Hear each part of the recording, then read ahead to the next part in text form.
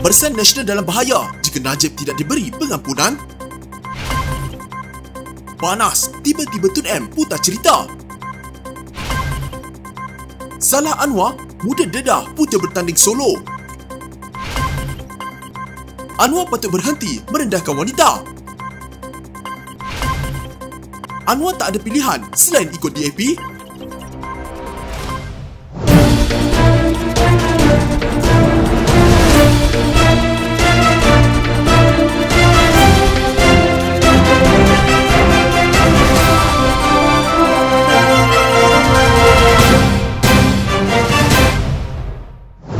Pakatan Harapan dan Barisan Nasional dilihat masih tidak memahami bahaya yang timbul sekiranya bekas Perdana Menteri Datuk Seri Najib Razak tidak diberi pengampunan dalam masa terdekat. Penganalisis politik Lim Sian Si berkata, situasi itu akan mengundang kemarahan penyokong Najib yang kecewa kerana kerjasama UMNO dan Kerajaan Perpaduan sejak 7 bulan lalu tidak membawa sebarang hasil ke arah mendapatkan keadilan kepada bekas ahli parlimen pekan berkenaan. Golongan ini tidak akan percaya lagi apa-apa janji kosong, laungan atau tangisan dan mahu lihat usaha atau hasil untuk Najib. Keadaan kemarahan dan kekecewaan ini akan menyebabkan sebahagian besar penyokong Najib tidak mengundi Pakatan Harapan dan Barisan Nasional dalam 6 pilihan raya negeri akan datang, katanya dalam hantaran Facebook. Sebaliknya, menurut beliau, Parti Pribumi Bersatu Malaysia dan PAS memahami bahawa sokongan rakyat terhadap Najib adalah lebih tinggi berbanding sokongan mereka kepada UMNO dan Barisan Nasional. Sian Si menambah, atas sebab itu, pemimpin-pemimpin Bersatu serta PAS menyokong pengampunan Najib dan mereka tahu Kerajaan Perpaduan tidak akan berani melakukannya. Jika pengampunan tidak boleh diberi ketika ini, sekurang-kurangnya gugurkan beberapa daripada baki 8 kes mengarut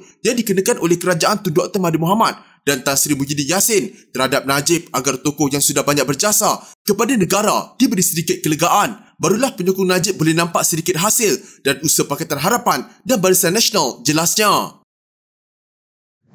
Dalam sidang media yang agak panjang hari ini berhubung penduduk bukan Melayu, Dr. Mahathir Mohamad mendakwa bahawa mereka mahu mendudukan nama dan pemilikan Malaysia. Bekas Perdana Menteri itu berulang kali mendakwa terdapat percubaan orang dari negara lain untuk mengubah Malaysia daripada tanah Melayu menjadi negara berbilang kaum. Dia juga mendakwa golongan ini enggan beriktiraf orang Melayu sebagai pengasas, penduduk tempatan dan pembangun negara. Dan demikianlah angkuhnya mereka yang datang sini. Kita yang jadikan mereka warga negara. Tetapi warga negara yang datang ini nak tuntut supaya nama negara kita ditukar, dijadikan multiracial country, iaitu negara berbilang kaum. Banyak orang berhijrah daripada satu negara ke negara yang lain. Apabila mereka pergi ke negara yang lain, mereka terima negara yang lain itu dan pemiliknya dan mereka meniru hidup seperti orang di negara yang mereka pilih. Tetapi kali ini kita dapati orang yang datang sini datang ke tanah Melayu. Kita sebagai tuan rumah, kita beri hak kepada mereka. Kita sekarang ini disuruh tukar nama negara kita, kata ahli politik veteran itu pada sidang media di Sepang. Terdahulu Mahathir membidas sejarah Malaysia dan mendakwa terdapat 2 percubaan yang dibuat oleh orang luar untuk mengubah negara. Dia menghuraikan secara panjang lebar mengenai latar belakang sejarah Malaysia dengan tumpuan ketika zaman yang dikenali sebagai Malayan Union semasa pemerintahan penjajah British. Dia kemudian menyentuh tentang era pasca kemerdekaan semasa mendiang Perdana Menteri Singapura Lee Kuan Yew yang adalah ketua pembangkang ketika itu menentang kerajaan Malaysia dengan menganjurkan konsep Malaysian Malaysia. Pada pertengahan 1960-an, istilah Malaysia diangkat sebagai slogan Perhimpunan Konvensyen Solidariti Malaysia untuk memperjuangkan wawasan negara yang lebih egalitarian, mengatasi perpecahan etnik dan mempromosikan hak sama rata untuk semua rakyat tanpa mengira kaum dan etnik. Ia bertujuan untuk mencabar penekanan yang lazim terhadap etnik Melayu dan keistimewaan khas untuk orang Melayu seperti yang termaktub dalam dasar tindakan afirmatif Perlembagaan Persekutuan. Kita bernasib baik dalam pilihan raya tahun 1964, cadangan Kuan Yew itu ditolak. Cuma seorang saja yang menang, yang lain semua kalah. Dan itu kita berjaya tolak satu lagi percubaan untuk menjadikan tanah Melayu ini sebagai negara berbilang kaum, bukan lagi milik orang Melayu.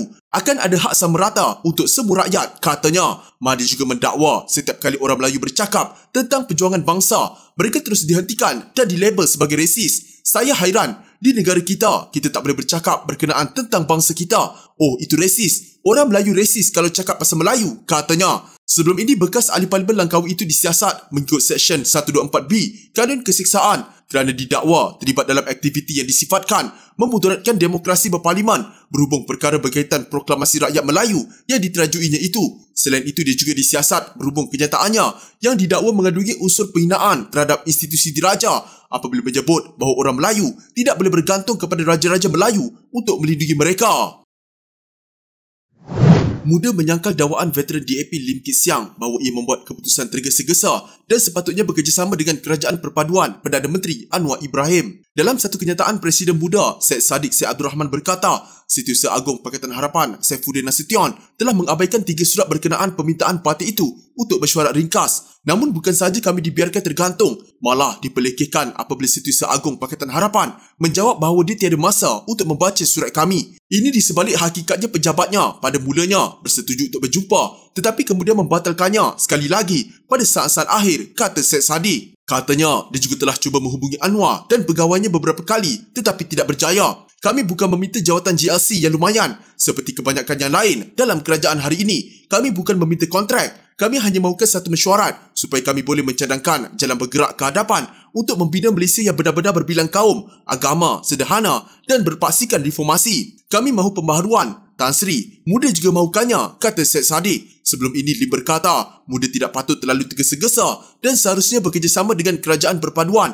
Anwar dalam 6 pilihan raya negeri pada bulan Ogos nanti bagi memastikan usaha reformasi dapat diteruskan. Kenyataan Lim itu susulan pengumuman Syed Saddiq bahawa partinya akan bertanding pada PRN yang sekaligus bermaksud Muda akan bertembung Pakatan Harapan dan Barisan Nasional. Mengulas lanjut, Syed Saddiq berkata, Kerajaan Anwar tidak mempamerkan pembaharuan, justru Muda terpaksa berperanan lebih besar dalam semak dan imbang. Katanya, kepincangan masih belum ditangani dengan jawatan GLC, masih digunakan sebagai ganjaran politik dan tiada peruntukan yang adil untuk semua ahli parlimen. Menurut Syed Saddiq, kerajaan masih belum menetapkan had penggal untuk Perdana Menteri dan tiada pemisahan portfolio Perdana Menteri dan Menteri Keuangan. Monopoli dan konsesi utama, katanya, berterusan manakala undang-undang yang menindas masih dikekalkan. Senarai janji-janji palsu tidak berkesudahan, katanya.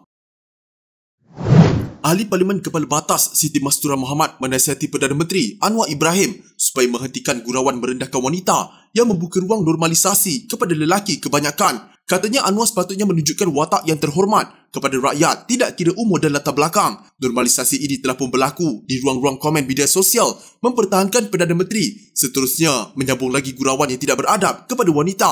Katanya dalam satu kenyataan yang disiarkan di Facebook. Dalam satu majlis bersama golongan muda dinilai Negeri Sembilan baru-baru ini, Anwar memuji seorang pelajar perempuan kerana kepintahannya bertanyakan soalan. Secara berseluruh, Anwar berkata dia akan meminta nombor telefon daripada pelajar berkenaan sekiranya dirinya masih muda. Kenyataan itu menimbulkan reaksi kurang senang pelbagai pihak kerana disifatkan sebagai seksis dan merendahkan wanita. Mengulas lanjut, Siti Mastura yang juga adalah Ketua Pengarah Amira Malaysia iaitu Organisasi Muslimat Muda berkata, rakyat lelaki atau wanita sepatutnya merasa selamat apabila berhadapan dengan Perdana Menteri menyuarakan isu-isu mereka. Anwar kelihatan terlalu jauh dengan watak reformis selepas menjadi Perdana Menteri. Kuasa jangan sampai melupakan batas sempadan akhlak dan tata susila, katanya.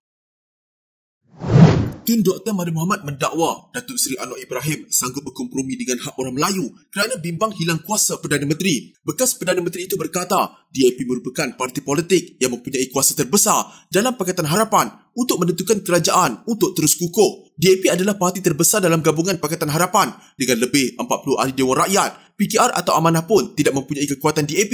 Yang kuat sekali adalah DAP. Kalau tak ikut DAP, jika DAP menarik balik sokongannya, kerajaan akan tumbang. Katanya dalam sidang media di hotel sama-sama. Malah, Mahathir turut mendakwa pengerusi Pakatan Harapan itu bersetuju dengan banyak tuntutan yang dibuat oleh DAP. Jadi Anwar mesti ikut DAP dan kita tengok macam-macam dia bersetuju. Sehingga ada sekali dia berkata, orang Melayu jangan ingat mereka sahaja yang memiliki negara ini. Ada juga bangsa lain punya hak untuk memiliki negara kita, katanya. Gabungan Pakatan Harapan yang terdiri daripada PKR, DAP dan Amanah menjalin hubungan politik dengan musuh lama Barisan Nasional untuk membentuk kerajaan perpaduan yang dipimpin oleh Anwar. Dalam masa yang sama, Dr. Mahathir Mohamad tidak melihat Ikatan Demokratik Malaysia atau MUDA mampu membuat perubahan besar dengan bertanding bersendirian dalam pilihan raya negeri sekalipun berjaya mendapat kerusi. Jika kamu bertanding solo dan menang beberapa kerusi, apa kamu boleh buat? Tujuannya ialah untuk jadi kerajaan. Tiada guna jika kamu tak ada dalam kerajaan, katanya dalam sidang media di Sepang. Muda sebelum ini membuat pengumuman mengejutkan untuk bertanding secara bersendirian dalam pilihan raya di 6 negeri tidak lama lagi. Parti pendukung kerajaan pimpinan Syed Saddiq Syed Abdul Rahman mendakwa mereka disisih dan dipelekeh oleh Pakatan Harapan selaku gabungan tunjang kerajaan. Namun bukan sahaja status mohon sertai Pakatan Harapan kami dibiarkan tergantung, malah dipelekehkan apabila Setiausaha Agong Pakatan Harapan menjawab bahawa dia tiada masa untuk membaca surat kami, kata Syed Saddiq dalam surat terbuka.